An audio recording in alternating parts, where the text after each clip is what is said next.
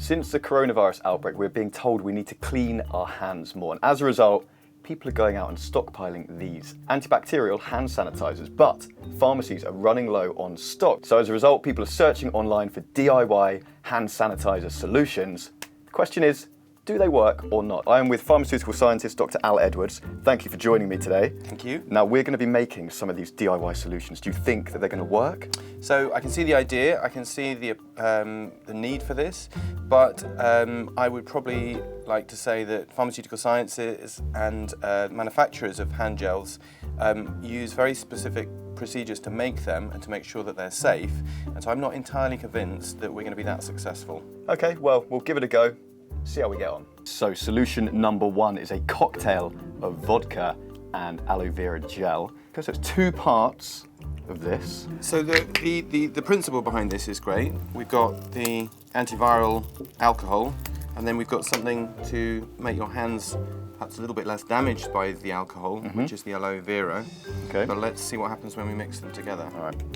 So the question is, firstly, is this going to actually clean your hands sufficiently? One of the most important things about a hand sanitizer is the ethanol, which is what kills the bugs. And this one starts off, this vodka, as quite common, is 37.5%. You can get 40% alcohol in vodka. But the critical number is for hand sanitizers is that they typically have 60% ethanol. And in fact, it's very hard to find any spirits in the UK which have that much alcohol to start with. Then you're adding another liquid, so you're actually diluting that further. So just in terms of the raw amount of alcohol in there, it's not going to be good enough. It's not going to do you any harm, but again, probably you're better off spending 20 seconds washing your hands thoroughly with normal hand soap. Fine. As recommended by the health authorities. So our next recipe is a concoction of surgical spirit and, again, aloe vera gel. Let's see how we get on. So this has a safety catch on the top of it, which I'm assuming is because children can't go near it. It's for external use only, so do not drink this. But what you can do is pop a bit in here. Is this safe, and is this even going to help me to stop getting coronavirus? So let's start with, if you could find any kind of positive, the one bonus of this product over the vodka is that because it has 95% ethanol, you are now in the sort of ballpark area where you can have very strong antimicrobial activity. But that's as close as it gets to a good thing, because this is a preparation for hardening up your skin. It's not intended as an antimicrobial, and what you can see immediately, which is really interesting, is that it's gone all funny when you mix it up with that aloe vera. Right. So you're no longer going to get the benefit of the aloe vera, and it's certainly not going to spread nicely around your hands like a hand gel would, and it's not going to keep the alcohol on your hands for the recommended length of time, which is the purpose of that gel. Okay. So it doesn't look great. Is it even safe to put on your hands? Having mixed it with the aloe vera, I mean, it's gone cloudy. Let's be safe rather than sorry. I don't think it's a good idea to even try it. Not a good idea. Okay.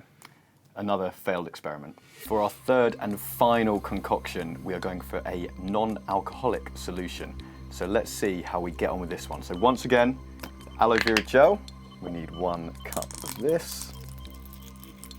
1 teaspoon of this, which is the distilled witch hazel. And then we need to have 5 drops of this, which is the tea tree oil.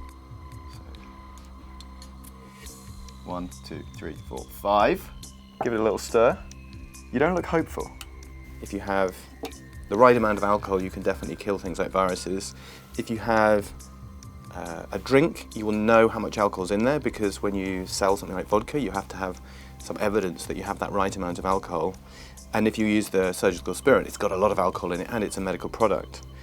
So we're moving away from that. We don't have much information about the antimicrobial properties of these components.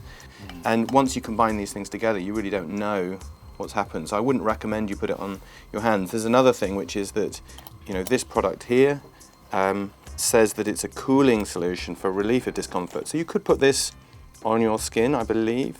So it has some advice, but again, you're not following that advice by mixing it with other things. One thing I would say is it definitely smells the nicest of all the ones we've done so far. So that's great if you want something nice smelling, but if you want to protect yourself against a potentially very hazardous infection, it's not a great idea. Okay, so once again, it's a clean sweep.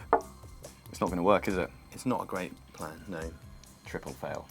So really what we should be doing is following the World Health Organization advice, which is to wash your hands thoroughly in the sink. If you're not near a sink, then you can use antibacterial hand sanitizer gel.